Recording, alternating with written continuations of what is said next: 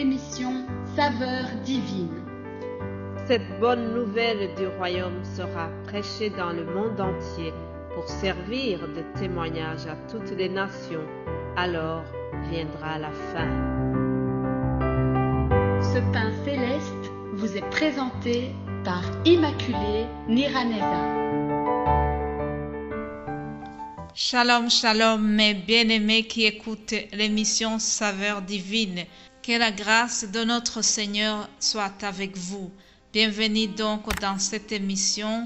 Je souhaite la bienvenue à tout le monde. Si vous écoutez pour la première fois, soyez bénis en écoutant ce que nous allons partager. Je rends grâce à Dieu qui me fait cet honneur de parler de sa part. La parole de Dieu, c'est notre nourriture spirituelle et quotidienne. Jésus a dit que l'homme ne vivra pas de pain seulement, mais de toute parole qui sort de la bouche de Dieu. Alors, soyez bénis. Je vous souhaite bon appétit en dégustant ce que nous allons partager.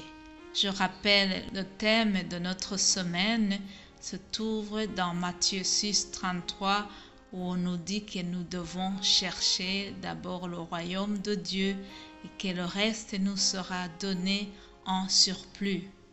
Dans l'audio d'aujourd'hui, donc, vous aurez 2 points. D'abord, j'explique ce que c'est le royaume de Dieu. Ensuite, je vous donnerai quelques astuces de comment nous comporter lorsque nous cherchons le royaume de Dieu. Soyons bénis donc, j'appelle l'aide du Saint-Esprit pour qu'il nous aide tous. Moi qui vous partage et vous qui recevez, on a tous besoin de l'éclaircissement du Saint-Esprit. Hier, il y a un frère qui nous a donné un enseignement sur la recherche du royaume de Dieu. Et alors, il nous a parlé d'une parabole que Jésus avait enseignée à propos du royaume de Dieu. Je vais faire un peu allusion à son enseignement, mais après, je reviendrai sur mon thème d'aujourd'hui. C'est dans Matthieu 13, verset 44, où Jésus explique ceci. Le royaume des cieux est encore semblable à un trésor caché dans un champ. L'homme qui l'a trouvé le cache et dans sa joie, il va vendre tout ce qu'il a et achète ce champ. Au travers ceci, Jésus nous donne donc une définition du royaume des cieux. Il nous montre comment ce monsieur, un simple ouvrier qui travaillait dans un champ, il a trouvé un trésor dedans. Et quand il a compris la valeur du trésor, il est allé vendre tout ce qu'il avait pour acheter le champ qui contenait la mine d'or. Il avait compris la valeur, il a vendu tout ce qu'il avait pour acheter le champ. Du simple ouvrier, il est passé à l'homme le plus riche parce qu'il avait compris qu'il faut acheter le trésor. Ah, ce trésor est comparable au royaume de Dieu que nous devons chercher. Nous devons vendre tout ce qu'on a de plus cher pour l'acquérir. Alléluia. Et Jésus compare ce trésor au royaume de Dieu. Alors, je ne vais pas m'attarder sur l'enseignement de cette parole, mais je reviens sur le deuxième point que je vous ai promis, c'est-à-dire comment nous comporter pour justement chercher le royaume de Dieu. Quelles sont les attitudes à adopter? Chaque chrétien, un enfant de Dieu, quelqu'un qui est né de nouveau, quelqu'un qui est en cheminement vers le ciel, comment il se comporte dans la recherche du royaume de Dieu. Il y a un conseil que Dieu nous donne, nous devons nous attacher aux choses d'en haut. Même si nous vivons en bas, même si nous vivons dans ce monde, nous devons adopter une attitude qui va dans le sens inverse. Ne pas s'intéresser trop aux choses du monde, même si nous y sommes en transit, mais notre priorité doit être les choses d'en haut, les choses que nous vivrons éternellement, les choses qui sont éternelles. Ceux qui sont ici, ceux qui sont de ce monde, ils sont passagères, mais ce qui nous est réservé dans la vie éternelle, c'est ça le plus précieux. Je vais donner un exemple que nous tirons dans la prière du Notre Père. Lorsque les disciples ont demandé à Jésus de les renseigner comment prier, Jésus, dans la prière qu'il apprend aux disciples, qui est le Notre Père aussi, Jésus leur dit, quand vous priez, dites Notre Père qui es aux cieux, que ton règne vienne, que ta volonté soit faite sur la terre comme aux cieux.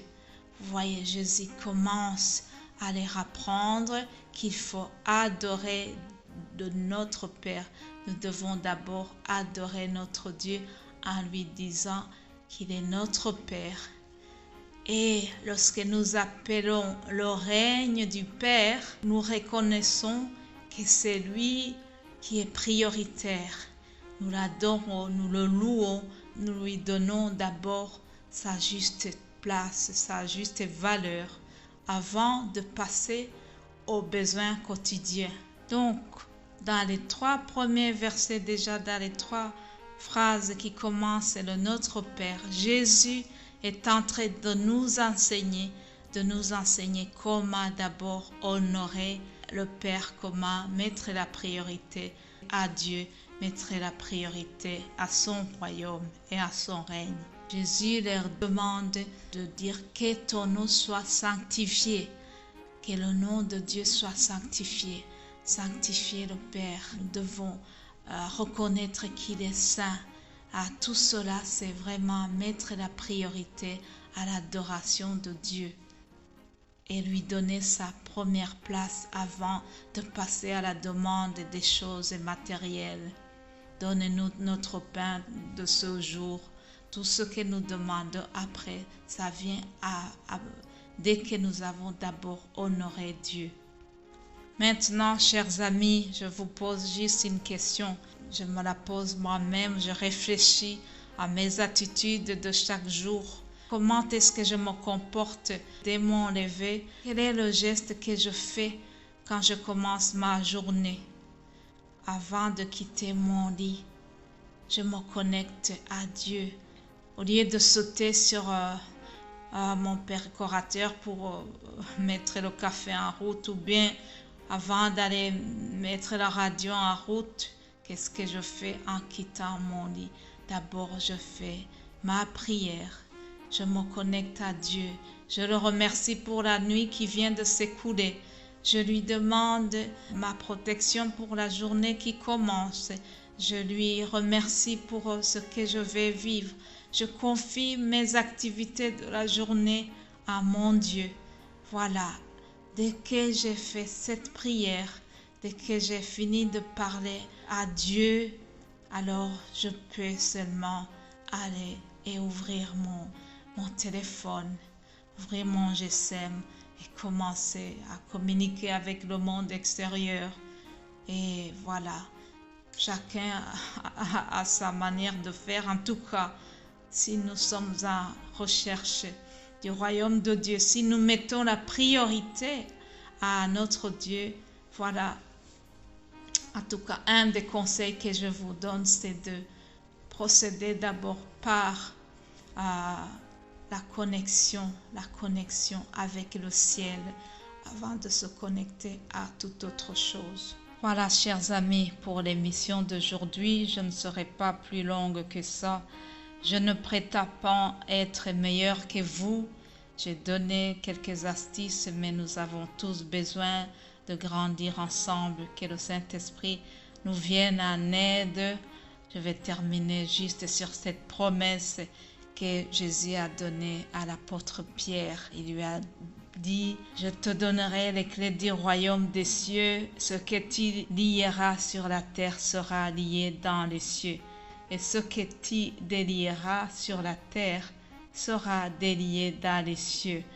Mes chers amis, si nous mettons vraiment la parole en pratique, voilà ce qui nous est promis aussi comme autorité, comme pouvoir. Ce que nous allons lier ici sur la terre sera aussi lié dans les cieux. Et ce que nous allons délier sur la terre sera délié dans les cieux. Alors, alléluia. Voilà, je vous souhaite vraiment de passer une belle journée et nous allons nous retrouver demain, Dieu voulant. Que Dieu vous bénisse abondamment. Amen.